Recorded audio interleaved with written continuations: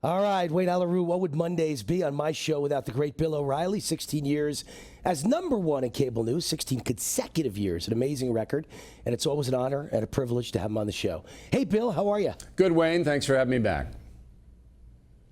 So let's try something a little unusual today. Instead of my usual questions for you, you had some questions today that fascinated me.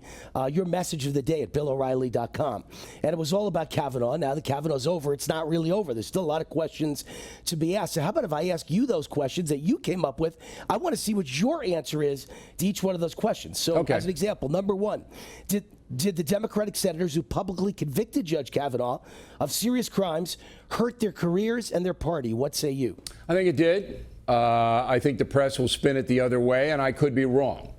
So I want everybody to know I'm speculating here, and I don't really like to do that.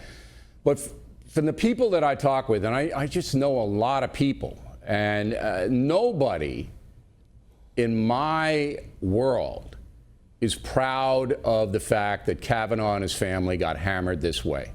No one. Now, I know the zealots, the political left-wing zealots, obviously see it differently. But I think the regular folks, particularly in the center and southern part of the country, didn't like this, and they're going to remember it.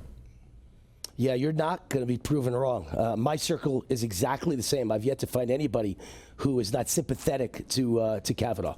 All right, question number two. Will the FBI actually look into Dr. Ford's group, including her lawyers, who apparently put pressure on people to hurt Kavanaugh? Do you think the FBI will ever do that?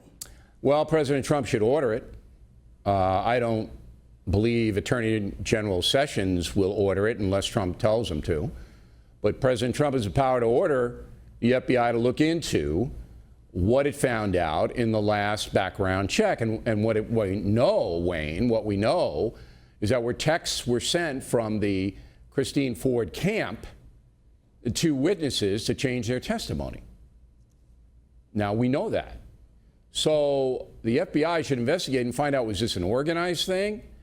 Why did it happen? And they could easily do that. And if I were President Trump, I certainly would order that to happen. All right, let's head to Michael Avenatti. I can't believe I'm saying this. I've always called him porn lawyer Michael Avenatti. Now you might have to call him future Democratic presidential candidate in 2020, Michael Avenatti. I don't believe that'll ever happen, but he sure says it will. Will he be sanctioned for bringing false affidavits against the judge? And certainly it looks like his client did just that. Someone in California has to file a formal complaint with the California State Bar. And I believe that'll happen. I don't know who. I think Mr. Avenatti has ruined his career. I don't think he can come back from this. Serious people know that this is not a responsible person. But the bar, California Bar, has to investigate him if someone files a formal complaint in California. All right, next question you asked. These are Bill's questions. I'm just getting Bill's responses to Bill's questions. Dr. Ford, she's claimed that she might want to file assault charges in Maryland after all these years. You think she'll do it? And also part two is, how about book contracts? She getting a book contract? What's she doing with all the money she raised from, she raised over $500,000. So GoFundMe money. What will she do with all that money if her lawyers are working for free? Yeah. Number one, I don't believe Dr. Ford will file a criminal complaint, because by doing that, you put yourself at risk if the complaint is not deemed credible. Number two, I do believe she will get a book contract for mid six figures, maybe $400,000 or $500,000. Number three, the GoFundMe money is hers to spend whichever way she wants, tax-free. That system's got to be looked at by the IRS, by the way.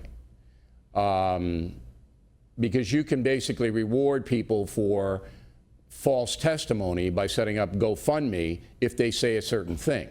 You can do that. So I believe that Dr. Ford will get the book contract, won't go away quietly. Could be wrong.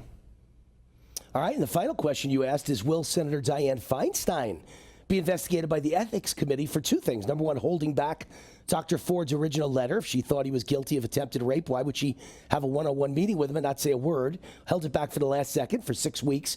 And number two, who leaked it? It could very well be her or someone in her office. What say you?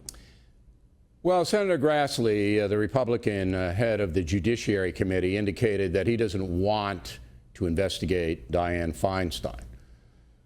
I say that certainly Grassley and other senators have a responsibility to find out who leaked the original letter by Dr. Ford where she said she wanted it private.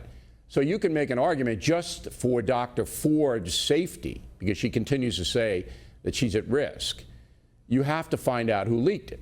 Though every senator, all 100 of them, should be demanding an investigation by the Senate or the FBI, because threats have been issued, to find out who leaked it. As for Dianne Feinstein and the Ethics Committee, clearly Grassley does not want to do this. Does Mitch McConnell want to do it and create more hatred between the Democratic and Republican senators? Probably not.